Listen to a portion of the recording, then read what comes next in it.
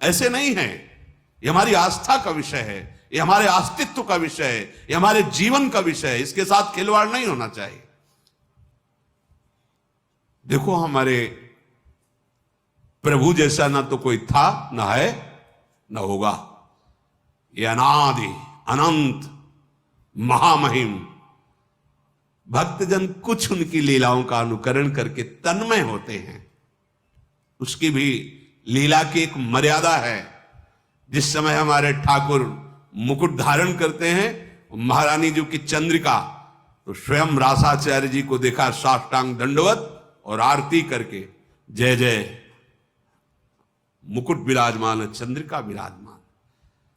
लीला महासुख प्रदान करने वाली, हजारों को भक्त बना दिया भगवत लीला अनुकरण ने इस जीवन को भी। अगर वो लीला अनुकरण न देखते तो कैसे, क्या रास है, क्या ये मनोरंजन नहीं है, ये हमारी आस्था है, हमारा जीवन है, बहुत मर्यादित। हमने देखा है एक एक शब्द, एक एक कदम, क्योंकि ये केवल मनोरंजन नहीं, ये हमारी कृष्ण लीला, हमारे भगवान श्री हरि की रामलीला, या हमारे भगवान के पावन चरित्रों को मनोरंजन बनाया जाए। अपराध है, दंड भोगना पड़ेगा। लिख लो, हमारे प्रभु के पावन चरित्रों को यदि आप मनोरंजन बनाओगे, यदि उनका उपहास करवाओगे, जो मर्यादा रहित चेष्टा करोगे, तो कोई भी हो दंड भोगना पड़ेगा। यह अपराध है, बुद्धि भ्रष्ट हो जाएगी, लोक में निंदा होगी और आपको लाभ कदापि न यहां न वहां। यह हमारा जीवन है, इसी के सहारे से हम भगवदानंद की अनुभूति करते हैं। देखो, गोपीजनों ने लीला अनुकरण किया भगवान की। हमारे परम पूजनी ब्रजवासी जन भगवान की लीला का अनुकरण किए। लीला अनुकरण भगवत प्राप्ति का एक सुदृढ़ भाव प्रकट करता है। हम भगवान के चरित्रों को सुन रहे हैं या भगवान के लीला चरित्रों का अनुकरण देख रहे हैं, यह हमारी आस्था का विषय है, यह हमारे भगवदानंद की प्राप्ति कराने का सहयोग है। एक एक शब्द, एक एक चेष्टा वैसी तो कोई कर ही नहीं सकता, क्योंकि भगवान अनादि अनंत महामहिम। तो उनके कुछ वो पावन चरित्र जो नरलीला से संबंधित हैं, जिनको हम देखकर भाव में डूब जाए, जिनको हम देख करके राममय हो जाएं, कृष्णमय हो जाएं, ये लीला अनुकरण की पद्धति महाप्रभु हरिवंश चंद्र जी ने रास मंडल में सर्वप्रथम लीला का प्रादुर्भाव किया, अनुकरण लीला का। मोर मुकुट और चंद्रिका विराजमान करके रास, बड़ा जो रास मंडल, यहीं से रास का प्रारंभ। पहले हर रास में गाया जाता था नमो नमो जय श्री हरिवंश। ये रास विलास प्रकाशित करने वाले आचार्य महापुरुष जन प्रगट है। तो जो सत्संग है, भगवान के चरित्र हैं, भगवान के गुण हैं, बोलने वालों में, दिखाने वाले और देखने वाले, तीनों को समझना चाहिए कि ये केवल मनोरंजन का विषय नहीं है, ये हमारे आराध्य देव का विषय है।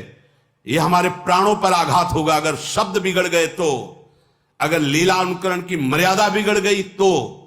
देखना, सुनना और बोलना तीनों सावधानी के साथ होने चाहिए, क्योंकि ये हमारा जीवन, हमारा प्राण है।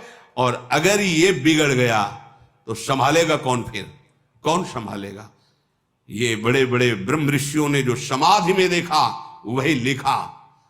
बड़े बड़े महापुरुषों ने जो इन समाधि भाषा का अनुभव किया, वो उसको मर्यादा से, कोई भी ऐसा अनुकरण, कोई भी ऐसा प्रवचन, कोई भी ऐसे शब्द नहीं सुनने चाहिए, नहीं देखने चाहिए, नहीं बोलने चाहिए। साक्षात परब्रह्म करुणा करके अपने भक्तों को सुख देने के लिए, अगर आपको लगता है कि इनका लीला चरित्र मनोरंजन है, तो फिर हमारा जीवन क्या है? हम इन्हीं लीला चरित्रों को गा करके, सुन करके तुम्हारे सामने दहाड़ते हैं। इन्हीं लीला चरित्रों को, इन्हीं लीला चरित्रों के बल से तुम्हें शांति और निष्पाप और महासुख की प्रतिज्ञा हृदय में करके कि तुम्हें सुखी बना देंगे, तुम्हें शांति प्रदान करेंगे, तुम्हें निष्पाप कर देंगे, इन्हीं लीला चरित्रों के बल पर। इन लीला चरित्रों को बहुत सावधानी से, तस्मात् शास्त्रम प्रमाणम ते कार्या कार्यो व्यवस्थितो जो शास्त्र सम्मत अनुकरण, वही केवल उतना जितना समाज में पच जाए, भाव पुष्ट हो जाए, क्योंकि भगवान की लीला अनिर्वचनीय है।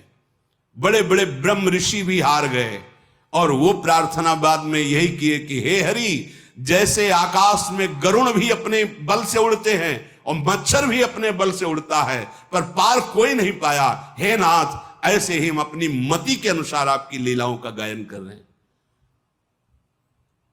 जैसा मन आया वैसा छवि बना दिया, जैसा मन आया वैसा अनुकरण कर दिया, जैसा मन आया वैसा बोल दिया। नहीं नहीं नहीं, ये हमारा हृदय है, हमारा प्राण है, हमारा धर्म है, हमारा जीवन है, हमारा अस्तित्व है। यही होगा, कलयुग का प्रभाव यही है, हमारे अस्तित्व को मिटाने में। हमारे प्रभु का क्या, जिनको देख करके हमारा हृदय निष्पाप और रोने लगे और जीवन अधर्म से हटकर धर्म की तरफ से। ये मनोरंजन नहीं है भगवान के पावन चरित्र, ये मन का नाश करके जो असत वृत्तियों से युक्त है सतवृत्ति में लगा दिया गया। कौन ऐसा है जिसने हमारे भगवान के पावन चरित्र को सुन करके भगवत प्राप्ति न की हो? कोई एक उदाहरण, रत्नावती जी केवल भगवान की वार्ता सुनकर भगवत प्राप्त हो गई।